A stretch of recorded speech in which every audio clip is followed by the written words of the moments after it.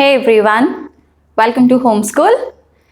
So in this video, we will start with the Bryophyta, which is another class of the kingdom Plantae. So we have completed algae successfully. Now we will take up the Bryophytes, which are called as the amphibians of the plant kingdom. So we will discuss it later why exactly it has been called as the amphibians. So before that, we will see what are the general characteristics of the Bryophyta or the Bryophytes. Alright. So these are mainly grown in the moist and the shady areas. These are grown in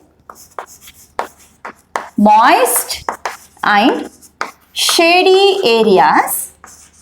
The reason behind this is in both moist as well as in the shady areas, the water availability is more actually. So why they are being grown in the water availability areas only, I will explain it a bit further. Here they don't have or they lack vascular tissues.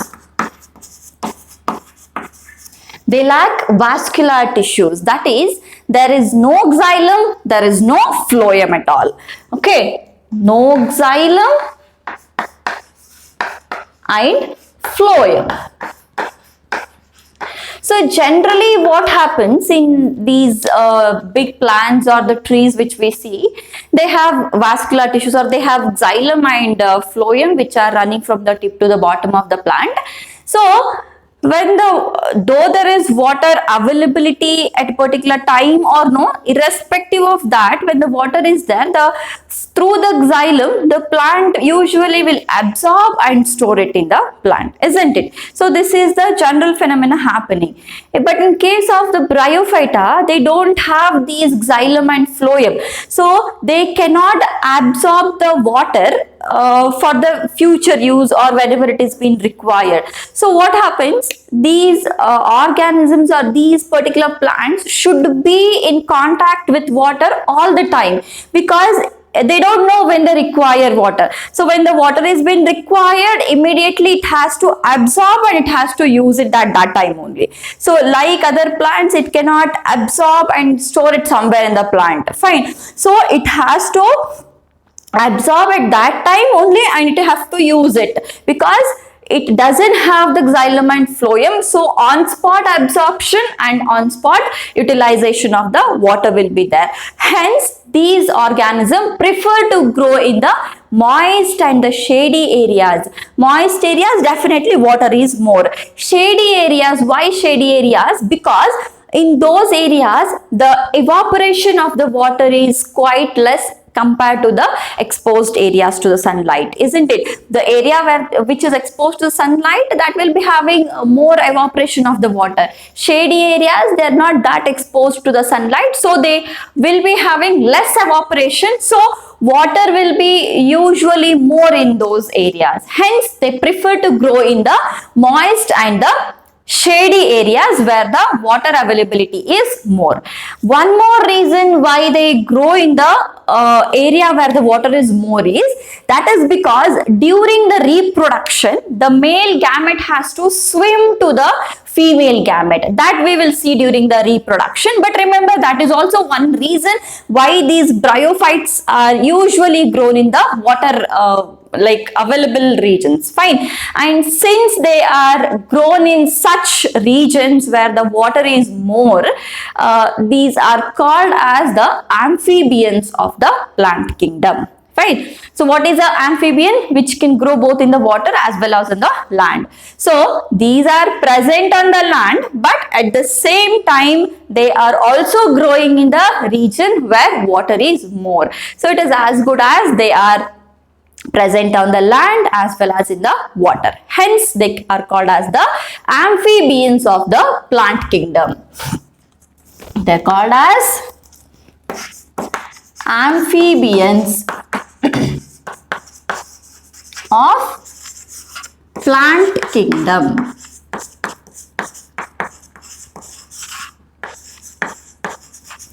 Amphibians of plant kingdom. So now you have understood the reason why it is called as amphibians. Okay.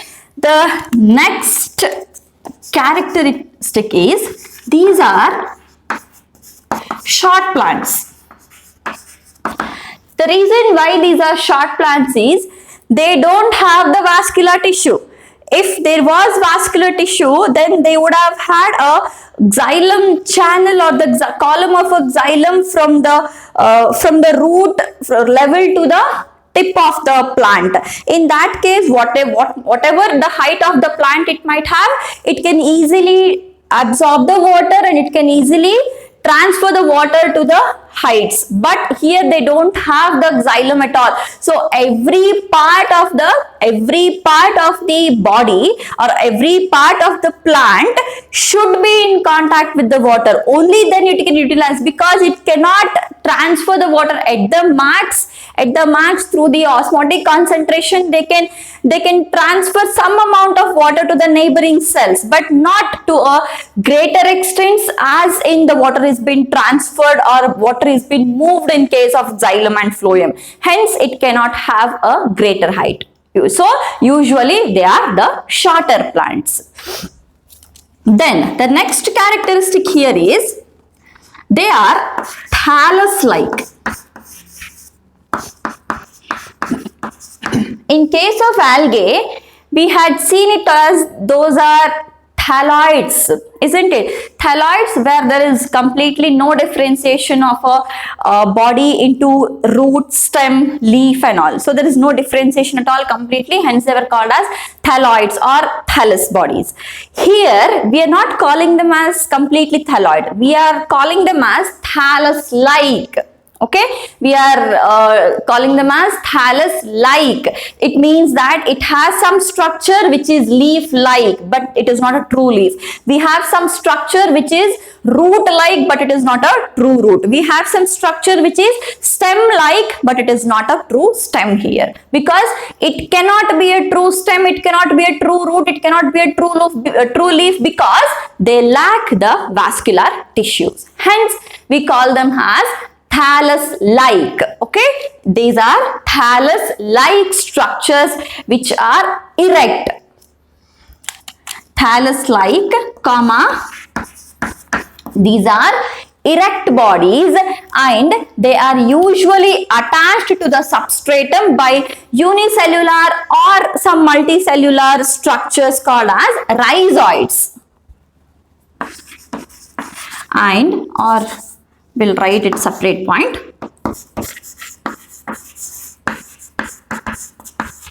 They attach to substratum. They attach to substratum. Substratum is a surface to which it is being fixed. Okay, so attached to substratum with the help of unicellular or multicellular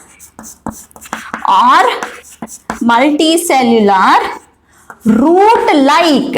Okay, you have to observe this word, root-like outgrowths. Root-like outgrowths called rhizoids. These are root-like outgrowths, but they are not the true roots because they don't have the vascular tissue, that is the xylem and the phloem. Fine. Then the main plant body here. Okay, the main plant body is usually haploid in nature. The main plant body is usually haploid in nature and it produces the gametes. The main plant body produces the gametes, which is called as the gametophyte. We will write it here.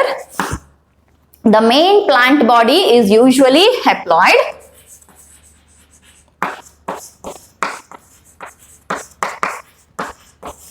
Main plant body is haploid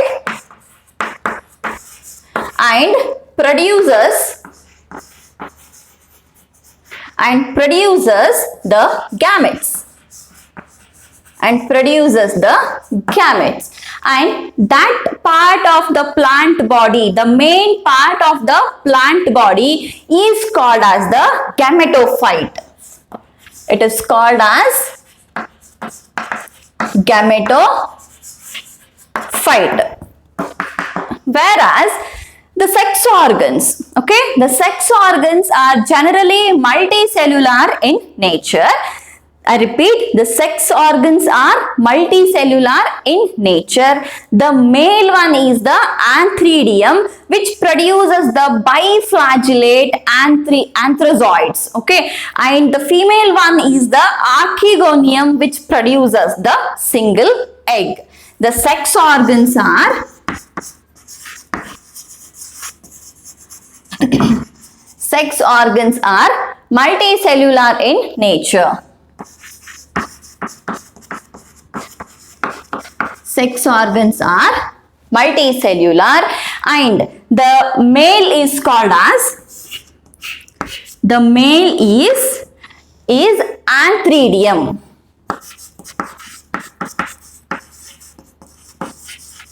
It is antheridium, and these antheridium are the sex organs, okay, sex organs which produces the biflagellate anthrazoids. These antheridium, they produce the biflagellate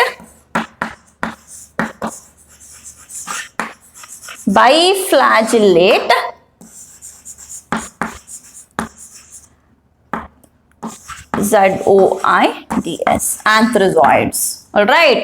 Then moving on to the female sex organ. Female sex organ, they are called as the archegonium. Female sex organs are called as archegonium. And these female archegonium, they produces the egg. It usually produces single egg. Okay. So these anthrazoids which are present in the antheridium, these usually swim towards the egg which is being produced in the archegonium. In the beginning I said that the male gamete has to swim to the female gamete for the fusion in case of the sexual reproduction. So what is happening here? The anthrazoids, that is the biflagellate anthrazoids, they swim to the egg which is produced by the archegonium to produce a zygote. Alright, these two will fuse. They fuse to form the zygote. They fuse to form the zygote, and this zygote will in turn produce the sporophyte. This zygote will give rise to sporophyte. So this sporophyte will again produce the spores inside it, and those spores will again give rise to the main plant body. Okay, I repeat, the sex organs are multicellular in nature. The male one is the antheridium, in which the anthrazoids are being produced. The female one is the archegonium, in which the egg is produced. So these anthrazoids, they swim towards the egg and they fuse to form, these two are the gametes. Okay, these two gametes will fuse to form a single zygote, and this zygote is in turn, that structure is being called as the sporophyte. If you don't understand here also, no issues, we will take one example in the next few couple of minutes. Okay, then you will understand it more clearly. Just try to understand the concept here. So after the fusion, zygote has been formed, and that zygote will in turn produce the sporophyte, and these sporophyte will be having spores in them, and these spores will again give rise to the main plant body. Main plant body, which will form again a gametophyte. Alright, the main plant body will give rise to that gametophyte. Upon the gametophyte, again the sporophyte is being formed, in which the spores are being produced. Again that spores will get released and they again form the main plant body, that is the gametophyte. We will in just a couple of minutes we will take one example and we will study this cycle. Fine. So clear. So these are the general characteristics of the bryophytes. So under the bryophytes we get to study two groups here. So one is the liverworts, other one is the mosses. Fine. So if you have understood this, we will quickly move on to the liverworts. Liverworts, these are also grown in the moist and the shady areas. So as they also require a lot of water because they doesn't have the vascular tissues, they should also grow in the moist and the shady areas. So first character is they should grow in the moist and shady areas.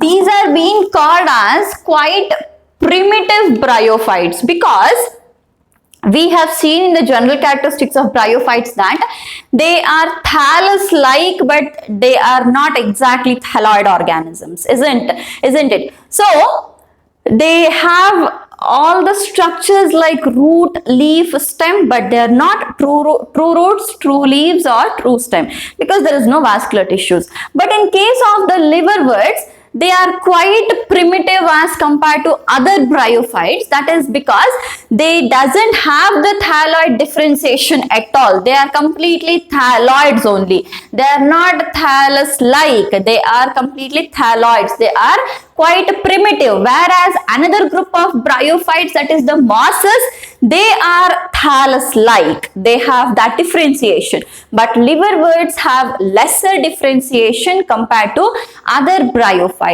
So here I can write it as the thalloid is not differentiated or thallus is not differentiated here. Thallus not differentiated. Thallus is not differentiated because as well, okay, thallus is not differentiated as well. There is no vascular tissues. There is no vascular tissues. These are unicellular, unbranched and quite thin structures which usually help in the absorption. Alright, these have unicellular, unbranched, thin structures which help in the absorption, that is the rhizoids. Unicellular, unbranched. Unicellular, unbranched structures, that is rhizoids. Rhizoids are present for absorption. Are present for the absorption, and the moisture is compulsorily required for the growth here. Then these are usually dorsiventral in nature. That is, the thallus is dorsiventral in nature. Thallus is dorsiventral. I will write one more point also here. Then we will have a diagram and we will have the explanation for what exactly is dorsiventral and everything. Fine. Then it usually has dichotomous branching. It has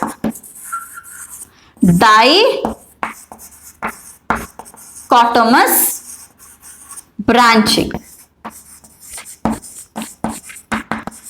Dichotomous branching means it is like every branch divides into two here. Alright. Di is 2. So every branch divides into 2. The examples are Rixia and Markantia. Rixia and Markantia. We will write the structure of the Markantia so that you will understand what is dorsiventral and what exactly is the dichotomous type of the branching here. Fine. So, see, firstly dorsiventral. Dorsiventral, every particular organism or a plant or any organism, whether it is a human also, they have one surface which is at the front and another one the surface which is at the back. So the anterior surface, that is the front surface, and the posterior surface, that is the back surface. So dorsal is the back, okay, dorsal is the back and ventral is the front. So dorsiventral together means that it has two dissimilar surfaces. So the dorsal side, which is the back side, okay, dorsal side is different and the front side, that is the ventral side, is different. The structures which have two different surfaces at the back and the front are called as the dorsiventral surfaces. Alright, so here the liverworts are also dorsiventral, or their thallus is dorsiventral in nature. So how exactly the dorsal side and the ventral side look like, so that we will write. So before writing that, we will just draw the structure of the Markantia. So what is dichotomous branching and all we will see, and then we'll see what is dorsiventral. Fine. So we are writing the structure of the Markantia. Fine, we are writing the structure of Markantia.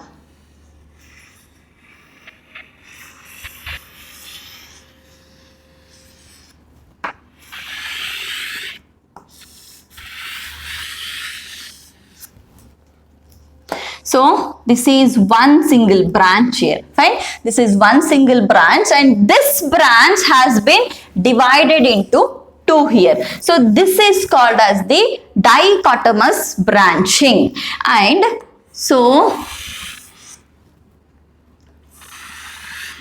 these again have the branches here. Fine. So this is the structure of the Markantia. Markantia. Now the dorsal side and the ventral side. I'll write this Markantia here.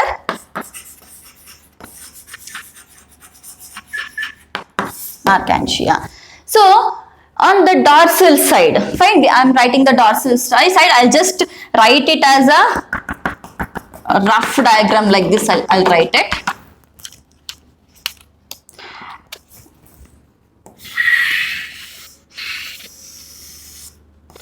This is a dorsal side and one more is ventral side.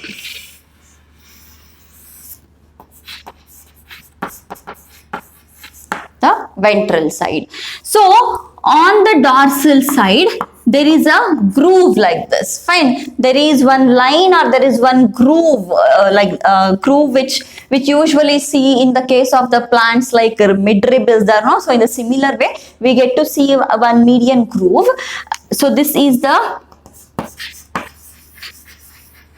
median groove, and on the ventral side we have some scale like structures here. We have some scale like structures. So this side also. Okay, so these are very small scales present on the ventral side. Okay, ventral side is the front side, dorsal side is the back side. So here on the dorsal side, okay, on the dorsal side, on the median groove we have some cup cup-like structures. We have some small cup-like structures like this, and these cup-like structures are called as gemma cups.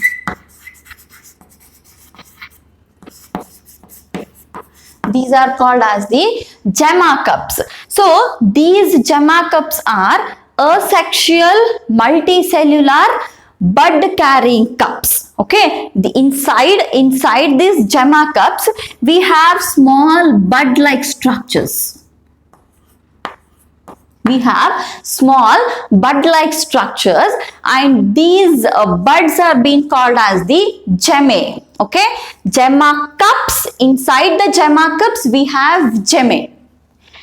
So these small buds, these are called as gemmae.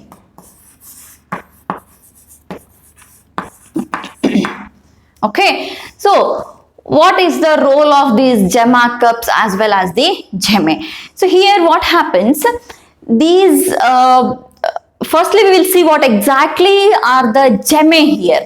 Gemmae are asexual multicellular buds which participate in the asexual reproduction. Okay, these are asexual multicellular. These are asexual multicellular green buds. Multicellular green buds which usually participate in the asexual reproduction. So since they are asexual buds, they have to participate in the asexual reproductions. So what happens is these gemmae come out of the gemma cups. I try to understand this properly. These gemmae, all right, these gemmae are small bud-like structures. These gemmae come out of the gemma cups like this. From the gemma cups, they come out on the thallus. From the thallus, all right, from the thallus, they get detached. They get detached and they come or they separate from this thallus or the parent body, and they start germinating to form a new individual. Okay, so firstly what happens, these gemmae which are present in the gemma cups, okay, they will come out of the gemma cups. Once they come out of the gemma cups, they will detach from the thallus, main thallus or the main parent body. They detach from the parent body, that is from here they came out now. Okay, first from here they came on the thallus, then from the thallus they got detached or separated from this main thallus and they came out. After coming out, they start germination. After germinating, they will form a new marcantia or new individual. Okay, this is for the sexual reproduction. So if they ask you how exactly the sexual reproduction takes place in the asexual reproduction takes place in the liverworts, or how the asexual reproduction takes place particularly in the marcantia, then that is by the gemmae which are present in the gemma cups. Fine. How about the sexual reproduction? See, for the sexual reproduction, they have sex organs which are produced on either on the same thalli or on the different thalli. Okay, so same thalli is I will just wipe this off.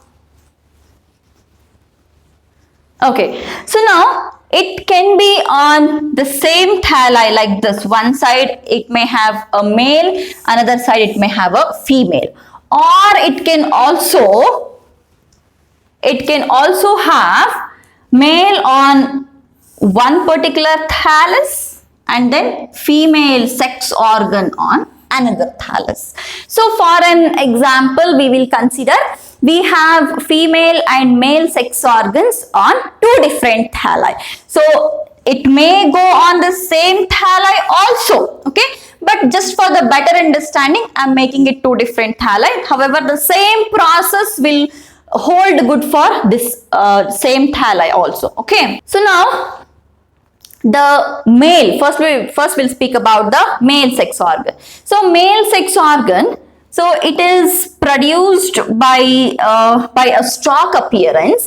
So there is one stalk which is being formed like this, and on the stalk we have or this is called as the anthridiophore. All right, the male sex organ, it is called as the anthridiophore. So it is having a structure like this. Then the female sex organ on the another thalli. So we have the archegoniophore. So this is anthridiophore. This is anthridiophore and this is archegonio. This is archegoniophore.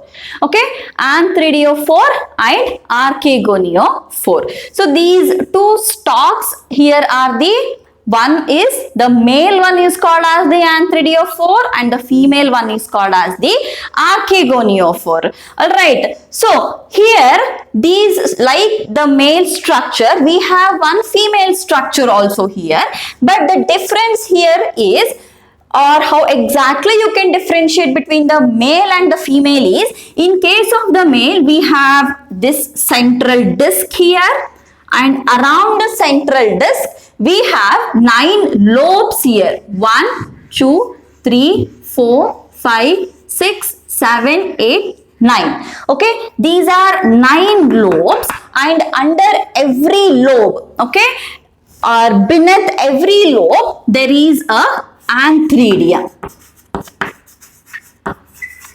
There is a antheridia. Beneath every lobe there is one, and here these are very closely arranged, whereas in case of the female, that is the stalk is called as the archegoniophore, and here also there is one central disc, and then like these lobes there are some hanging slender lobes which are not closely arranged, but however they are also 9 in number.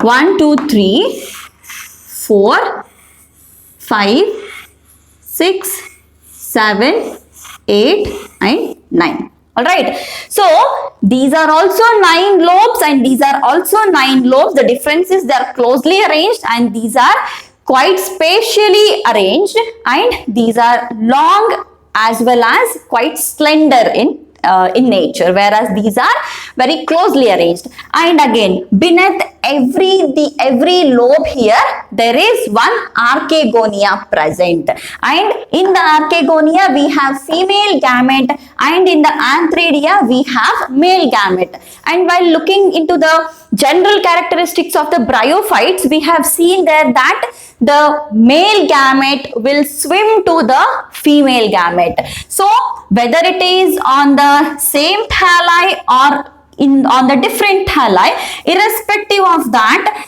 from here, from the antheridia, the male gamete has to swim. If this is a male gamete, then it has to swim to the female gamete and then it has to get fused. So fertilization, when does the fertilization takes place? When the two gametes fuse, then the fertilization takes place. So the fertilization takes place when the sperm swims to the female gamete to form a sporophyte. So these sporophyte, they produce us the spores, and then that spore again will form a new individual or a new gametophyte.